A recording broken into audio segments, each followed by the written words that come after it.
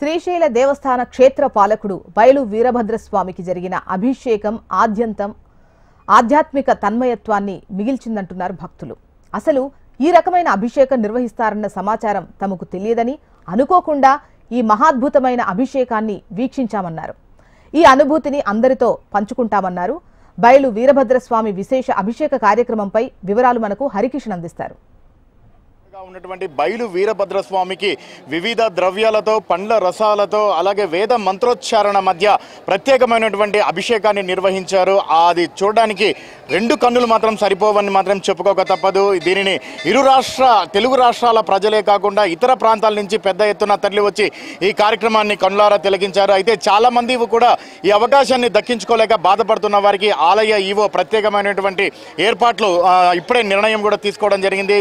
Next అభిషేకానికి కంపల్సరీగా ప్రతి ఒక్కరు కూడా వీక్షించేలా ప్రత్యేక ఏర్పాట్లు చేస్తామని చెప్తున్నారు. మరోపక్క కొందరు భక్తులు కూడా ఉన్నారు, వారిని కూడా కదిలించే ప్రయత్నం కూడా ఒకసారి చేద్దాం.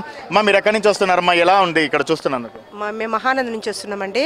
ఇక్కడ చూసి చాలా ఆనందంగా ఉంది. ఇక్కడ వచ్చేసి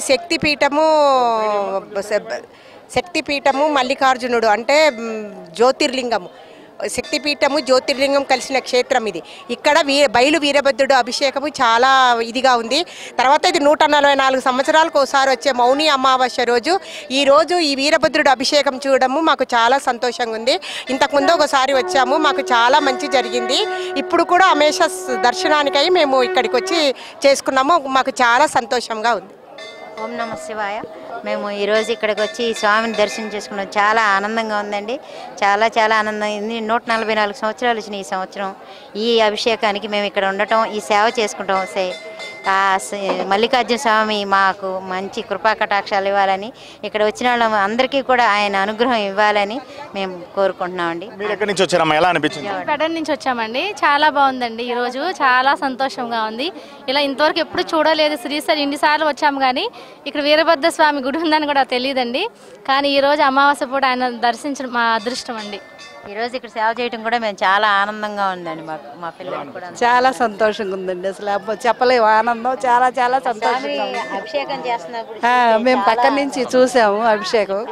అసలు ఈ స్వామి ఇక్కడ ఉన్నారని మాకు తెలియదు. అసలు చాలా సంతోషంగా ఉందండి. చాలా బాగా చూసాము అభిషేకం అయ్యి. చాలా సంతోషంగా ఉందండి. ఓం నమ శివాయ. ప్రతి అమావాస్యకు నేను దాదాపుగా 3 సంవత్సరాల నుంచి వస్తున్నా. నాకున్నటువంటి బాధలన్నీ కానీ కూడా అన్నీ కూడా తొలగిపోయి స్వామివారికి ప్రతి నెలకు వస్తున్నందుకు, దర్శనం చేసుకున్నందుకు చాలా సంతోషపడుతున్నా. నా కుటుంబం కానీ దేశంలో ఉన్న ప్రజలందరూ కూడా సుభిక్షంగా ఉన్నందుకు ఉండాలని భగవంతుని కోరుకుంటున్నాను. ఓం నమ శివాయ. మచిలీపట్నం నుంచి వచ్చామండి సేవకి. మేము వీరభద్ర స్వామి చూడటానికి మాకు చాలా ఆనందంగా ఉందండి. చెప్పండి స్వామి, ఎక్కడి నుంచి వచ్చారు, ఎలా అనిపిస్తుంది? మా నారాయణపేట డిస్టిక్ కొడంగల్ స్వామి అది. ఫస్ట్ టైం సార్, నేను 14 సంవత్సరాల నుంచి మాల వేసుకుంటున్నాం. ఇంతవరకు ఇటువంటిది ఎప్పుడు చూడలేదు. ఇది ఫస్ట్ టైం. ఈ చూసినందుకు మీకు, మీ టీవీ తరఫున, మీ శ్రీశైలం అందరి భక్తుల తరఫున చాలా ధన్యవాదాలు సార్. మొత్తానికి అది చాలా మంది ఒకటే చెప్తున్నారు, తమ ఆనందాన్ని వ్యక్తం చేస్తున్నారు. ఎందుకంటే ఇక్కడ క్షేత్రపాలకుడు బయలు వీరభద్రుడే, కానీ ఇక్కడికి ఆయనకు ఒక ఆలయం ఉంటుంది.